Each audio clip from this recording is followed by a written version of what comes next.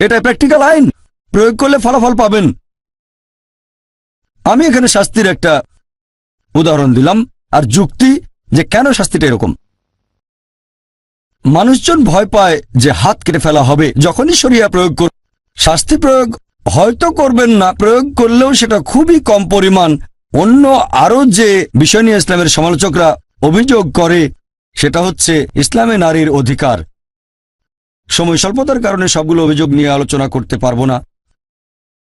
সংক্ষেপে বললে এই সমালোচকরা বলে ইসলাম ধর্মে মহিলাদের অবস্থান অনেক নিচে, তাদের কোনো অধিকার নেই, তারা পুরুষের সমান নয়। ইসলাম ধর্মে পুরুষ এবং নারী আসলে সমান, তবে সাম্যতা মানে কিন্তু অভিন্নতা নয়। তারা সমান তবে একই রকম নয়।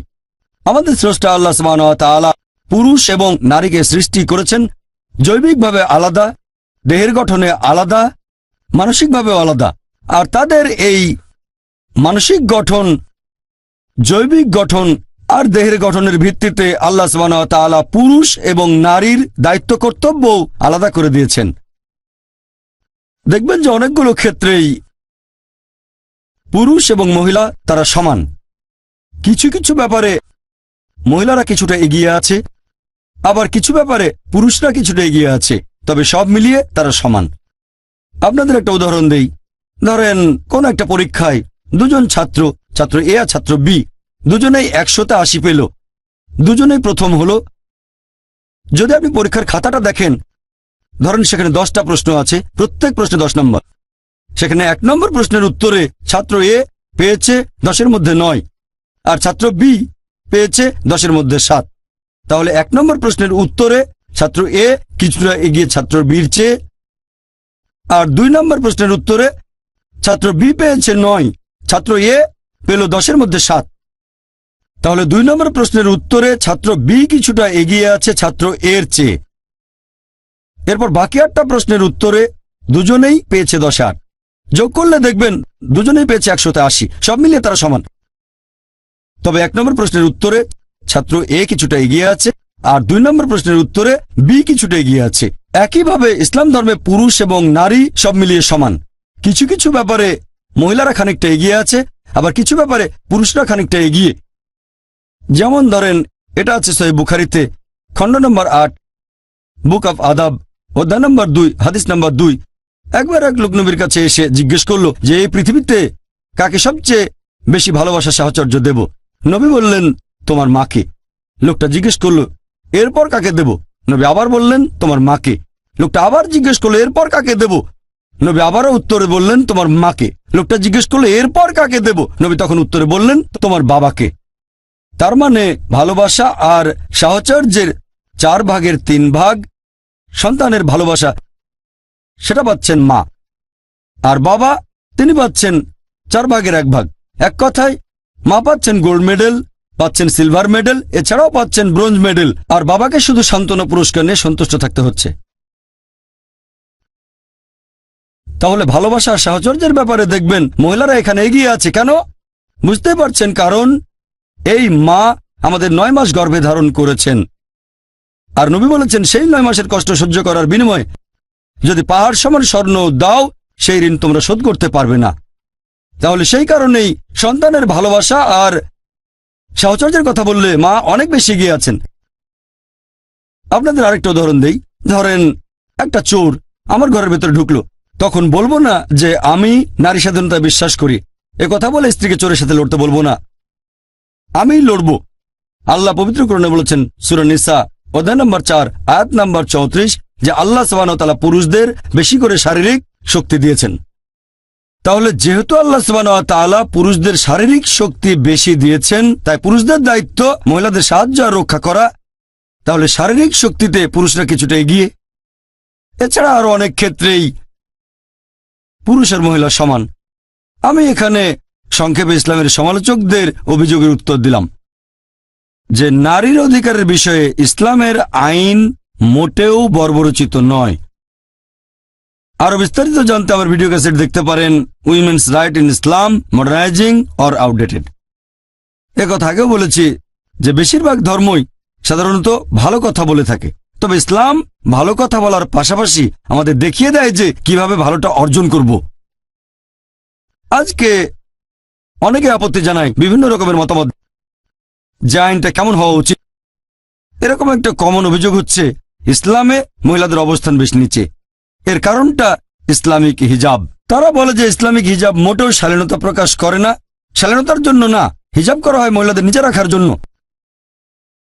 আপনারা যদি বর্তমানের আশেপাশে একটু ভালো করে দেখেন যে শালীনতার সংজ্ঞা এক এক মানুষের কাছে এক এক রকম হতে পারে, পরিবেশের উপর ভিত্তি করে আর সমাজের উপর। যেমন ধরেন, মুসলিম আরব দেশগুলোতে কোনো মহিলার দিকে তাকানো, একজন মহিলাকে দেখা, এটাকে বলা হয় অশালীনতা। আমাদের দেশ ভারতে মহিলাদের দিকে তাকাতে পারেন, কথা বলতে পারেন, কিন্তু স্পর্শ করলে সেটা অশালীনতা। সেজন্য অভিবাদন জানানোর সময় ভারতে হাত জোড় করে। ভারতের পরিবেশে কোনো মহিলাকে স্পর্শ না করলে বলা হবে শালীনতা। আবার পশ্চিমা দেশগুলোতে হ্যান্ডশেক করা, পুরুষ আর মহিলা হ্যান্ডশেক করছে, এটাই ভদ্রতা। হ্যান্ডশেক করা, কথা বলা বা দেখতেও পারেন, কোনো সমস্যা নেই। সত্যি বলতে, যদি কোনো মহিলা হাত বাড়িয়ে দেয় অথবা কোনো পুরুষ হাত বাড়িয়ে দেয় আর অন্যজন হ্যান্ডশেক না করে, তাহলে ধরে নেওয়া হবে যে সে অশিক্ষিত অথবা ভদ্রতা জানে না। তাহলে পশ্চিমে হ্যান্ডশেক করাই হচ্ছে শালীনতা। আবার কিছু পশ্চিমা দেশে মহিলাদের চুমুও দিতে পারবেন, সেখানে সবার সামনে চুমু দিতে পারবেন, গালে ঠোঁটে, কোনো সমস্যা নেই, এটাই শালীনতা। আবার কিছু পশ্চিমা দেশে যা খুশি তাই করতে পারবেন। একটা ছেলে আর একটা মেয়ে তাদের পারস্পরিক সম্মতিতে করতে পারবে যা খুশি তাই, সেটাকেই বলা হবে শালীনতা। শালীনতার সংজ্ঞা এক এক জায়গায় এক এক রকম। এখন আমরা কিভাবে যাচাই করব কোনটা সবচেয়ে ভালো আর কোনটা শালীনতা? যেমন ধরেন, আপনি আমেরিকায় গেলেন বা পশ্চিমা কোনো দেশে, সেখানে কোনো একটা যুবতী হয়তো পরেছে মিনি স্কার্ট বা শর্টস, সেখানে এটাই শালীনতা। সেই মহিলা যদি ভারতে আসে অথবা ভারতে কোনো মেয়ে যদি, যেমন ধরেন মাদ্রাজে মিনি স্কার্ট বা শর্টস পরল, তাকে তখন বলা হবে অশালীন। ঠিক না ভুল? হ্যাঁ কি না? আমি কয়েক বছর আগে আমেরিকায় গিয়েছিলাম। একজন আমেরিকান আমাকে বলল যে ভারতীয় মহিলারা খুবই অভদ্র, অশালীন। আমি তো অবাক যে ভারতীয় মহিলারা অশালীন কিভাবে হয়। সে তখন বলল যে ভারতীয় মহিলারা পোশাক পরে শাড়ি আর বের করে রাখে পেট। তাহলে আমেরিকানদের কাছে পেট বের করে রাখাটা অশালীনতা। আমি ভাবলাম লোকটার কথার পেছনে ভালো যুক্তি আছে। তার কাছে শালীনতা মানে আমাদের পেট ঢাকতে হবে। এখন আমরা ভারতীয়রা মনে করি যে শালীনতা বজায় রাখি, কিন্তু পশ্চিমাদের কাছে পেট বের করে রাখাটা অশালীনতা। তাহলে কে ঠিক করবে যে কোনটা শালীনতা কোনটা অশালীনতা? সবচেয়ে ভালো যিনি বলতে পারবেন তিনি আমাদের স্রষ্টা, আল্লাহ সুবহানাহু ওয়া তাআলা, সর্বশক্তিমান ঈশ্বর। আসুন এবার দেখি যে ইসলামিক শরিয়াতে কি বলা হয়েছে, কোরআন এবং হাদিস শালীনতা সম্পর্কে কি বলছে। আর অনেকে অভিযোগ করে যে ইসলাম হিজাবের মাধ্যমে মহিলাদের নিচু করে রাখে। তাদের উদ্দেশ্যে বলবো, আপনারা যদি ইতিহাস দেখেন, ব্যাবিলনের সভ্যতার সময় তারা মহিলাদের সাথে খুব খারাপ ব্যবহার করত। একজন লোক কাউকে খুন করলে সেই লোককে শাস্তি না দিয়ে তার স্ত্রীকে মৃত্যুদণ্ড দেওয়া হতো। আর গ্রিক সভ্যতায় তাদের পৌরাণিক কাহিনীতে একটা কাল্পনিক মহিলা চরিত্র প্যান্ডোরা, যে পৃথিবীর সব দুর্ভোগ আর দুর্দশার কারণ।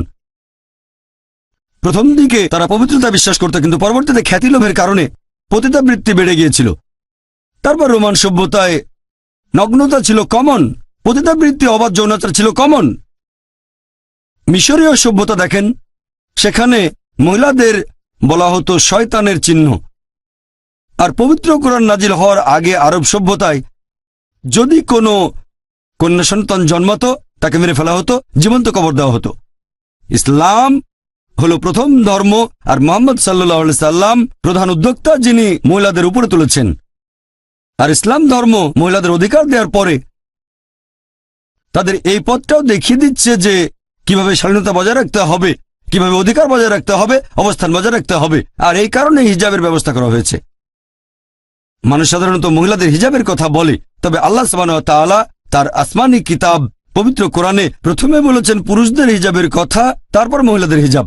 আল্লাহ পবিত্র কোরআনে বলেছেন, সূরা নূর অধ্যায় নম্বর 24 আয়াত নম্বর 30, মুমিন পুরুষদের বলো তারা যেন দৃষ্টি সংযত রাখে, লজ্জাস্থানে হেফাজত করে। যখন একজন পুরুষ কোনো মহিলাকে দেখবে তখন মাথায় কোনো খারাপ চিন্তা আসলে সে দৃষ্টি নিচু করবে, মনে কোনো নির্লজ্জ চিন্তা আসলে দৃষ্টি নিচু করবে। একবার একজন মুসলিম অনেক সময় ধরে একটা মেয়েকে দেখছিল। আমি বললাম, ভাই তুমি কি করছো? ইসলামে তো এটার অনুমতি নেই। সে আমাকে বলল, আমাদের প্রিয় নবী বলেছেন প্রথমবার দেখার অনুমতি আছে, দ্বিতীয়বার দেখা নিষিদ্ধ। আমার প্রথমবারের দেখা অর্ধেক শেষ হয়নি। নবী কথা দিয়ে কি বুঝিয়েছেন যে প্রথমবার দেখার অনুমতি আছে, দ্বিতীয়বার দেখা নিষিদ্ধ? তার মানে এই না যে 10 মিনিট ধরে আপনি পলক না ফেলে একটা মেয়েকে দেখবেন আর বলবেন অর্ধেক দেখা শেষ হয়নি। এর মানে যদি অনিচ্ছাকৃতভাবে কোনো মহিলাকে আপনি দেখে ফেলেন, ইচ্ছাকৃতভাবে তাকে আরেকবার দেখবেন না, সৌন্দর্য উপভোগ করবেন না। পরের আয়াতটা বলছে মহিলাদের হিজাবের কথা। আল্লাহ পবিত্রকরণে বলছেন সূরা নূর অধ্যায় নম্বর 24 আয়াত নম্বর 31, মুমিন নারীদেরকে বলো যেন দৃষ্টি সংযত রাখে, লজ্জাস্থানে হেফাজত করে। আর যা প্রকাশ থাকে সেটা বাদে যেন সৌন্দর্য প্রকাশ না করে, যেন কাপড় দিয়ে গ্রীবা আর বক্ষদেশ আবৃত করে। সৌন্দর্য প্রকাশ করবে না শুধু এই লোকগুলো ছাড়া, তার স্বামী, তার ছেলে, তার বাবা, এরকম বেশ কিছু মাহরাম যাদের সে বিয়ে করতে পারবে না, তাদের একটা লিস্ট। এই হিজাব পালনের শর্ত আছে মোট 6টা। এগুলো বলা আছে পবিত্র কোরআন এবং সহিহ হাদিসে। প্রথমটা হচ্ছে হিজাবের সীমা, পুরুষদের জন্য নাভি থেকে হাঁটু পর্যন্ত, মহিলাদের ক্ষেত্রে পুরো শরীর ঢাকা থাকবে, শুধু যে অংশটা দেখা যেতে পারে সেটা মুখমণ্ডল আর কবজি পর্যন্ত হাত। তবে অনেক বিশেষজ্ঞ বলেন এগুলো ঢেকে রাখতে হবে। হিজাবের বাকি 5টা শর্ত পুরুষ এবং মহিলাদের একই। 2 নম্বর, তারা যে পোশাকটা পরবে সেটা হবে ঢিলেঢালা, শরীরের গঠন বোঝা যাবে না। 3 নম্বর, এমন স্বচ্ছ হবে না যাতে ভেতর থেকে দেখা যায়। 4 নম্বর, পোশাক এমন আকর্ষণীয় হবে না যাতে বিপরীত লিঙ্গ আকৃষ্ট হয়। 5 নম্বর, পোশাকটা বিপরীত লিঙ্গের পোশাকের মতো হবে না। আর 6 নম্বর, পোশাকের মধ্যে অবিশ্বাসীদের কোনো চিহ্ন থাকতে পারবে না। এই হলো হিজাব পালনের 6টা শর্ত। আর আল্লাহ পবিত্রকরণে বলেছেন সূরা আহজাব অধ্যায় নম্বর 33 আয়াত নম্বর 59 যে হে নবী, তোমার স্ত্রীগণকে বলো, তোমার কন্যাদের এবং মুমিন নারীদের, তারা যখন বাইরে যাবে তখন যেন চাদর পরে। এতে করে তাদের সহজেই চেনা যাবে আর এতে করে তাদের উত্ত্যক্ত করা হবে না। কোরআন বলছে মহিলাদের হিজাবের ব্যবস্থা করা হয়েছে যাতে করে তাদের উত্ত্যক্ত করা না হয়। ধরেন দুজন যমজ বোন, দুজনই খুব সুন্দরী, সমান সুন্দরী, আর ধরেন মাদ্রাজের রাস্তায় হেঁটে বেড়াচ্ছে। 2 বোনের মধ্যে একজন পরেছে ইসলামিক পোশাক, পুরো শরীর ঢাকা, শুধু মুখমণ্ডল আর হাতের কবজি পর্যন্ত হাত বাঁধে, আর অন্যজন পরেছে পশ্চিমা পোশাক, মিনি স্কার্ট বা শর্টস। আর ধরেন রাস্তার পাশেই দাঁড়িয়ে আছে একটা বখাটে ছেলে, শিকারের জন্য অপেক্ষা, মেয়েদের উত্ত্যক্ত করবে। আমি আপনাদের প্রশ্ন করছি, সে কোন মেয়েটাকে উত্ত্যক্ত করবে? ইসলামিক হিজাব পরা মেয়েটাকে, নাকি সেই মেয়েকে যে পরেছে পশ্চিমা পোশাক, মিনি স্কার্ট বা শর্টস? কাকে উত্ত্যক্ত করবে? আপনারাও জানেন সেই মেয়েটাকে যে পরেছে মিনি স্কার্ট বা শর্টস। তাহলে কোরআন ঠিকই বলেছে যে মহিলাদের জন্য হিজাবের ব্যবস্থা করা হয়েছে যাতে করে তাদের উত্ত্যক্ত করা না হয়। আর তারপরেও যদি একজন পুরুষ কোনো মহিলাকে ধর্ষণ করে, ইসলামিক শরিয়া বলছে তাকে মৃত্যুদণ্ড দেয়া হবে। তখন মানুষ হয়তো বলবে, মৃত্যুদণ্ড? এই বিজ্ঞান আর প্রযুক্তির যুগে ইসলাম একটা বর্বর ধর্ম, এটা একটা নিষ্ঠুর ধর্ম, খুবই নির্দয় জীবন ব্যবস্থা। তখন আমি একটা প্রশ্ন করি, আর এই প্রশ্নটা এই পর্যন্ত অনেক অমুসলিমকে আমি করেছি, যে ধরেন আল্লাহ না করুক কেউ আপনার মাকে ধর্ষণ করলো, আর আপনি সেখানে বিচারক, সেই ধর্ষককে আপনার সামনে নিয়ে আসা হলো, তখন তাকে কি শাস্তি দেবেন? বিশ্বাস করেন 100% অমুসলিম উত্তরে বলেছে আমি তাকে মৃত্যুদণ্ড দেব। তাহলে কেন এই দুমুখ নীতি? কেউ আপনার মাকে ধর্ষণ করলে তাকে দেবেন মৃত্যুদণ্ড, আর অন্য কাউকে ধর্ষণ করলে আপনি বলবেন যে ইসলাম একটা বর্বর ধর্ম। কেউ আপনার মাকে ধর্ষণ করলে তাকে দেবেন মৃত্যুদণ্ড, আর অন্য কারো মা ধর্ষিত হলে তখন আপনিই বলবেন যে মৃত্যুদণ্ড আসলে একটা বর্বরতা। কেন এই দুমুখ নীতি? মাত্র একজন লোক একটু অন্যরকম বলেছিল, স্মার্ট একজন আমেরিকান।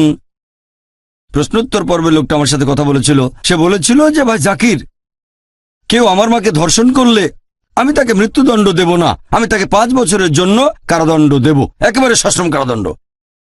ভালো, আপনি কি জানেন যে আমেরিকার পরিসংখ্যান অনুযায়ী যেসব লোক ধর্ষণের দায়ে শাস্তি ভোগ করে, জেল থেকে বের হয়েই এর মধ্যে 95%-এর বেশি লোক আবার ধর্ষণ করে। যদি চান আপনার মা আবার ধর্ষিত হবে সেটা আপনার ব্যাপার, মুসলিমরা চায় না আমাদের মা আবার ধর্ষিত হোক। সে বলল এরকম হলে তাকে প্রথমবারই মৃত্যুদণ্ড দেব। আর আপনারা দেখবেন যে আমেরিকা পৃথিবীর সবচেয়ে উন্নত দেশগুলোর মধ্যে একটা। এটা কি জানেন যে এফবিআই এর একটা পরিসংখ্যান অনুযায়ী শুধুমাত্র 1990 সালে 1,02,555টা ধর্ষণের অভিযোগ রিপোর্ট করা হয়েছে।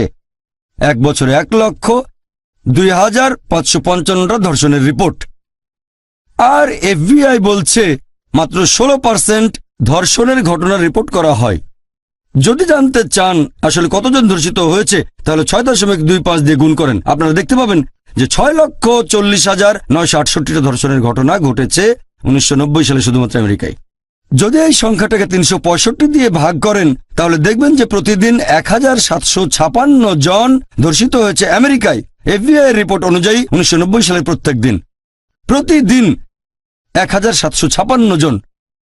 আরও একটা রিপোর্ট তৈরি করেছে national crime victimization survey bureau, US department of justice.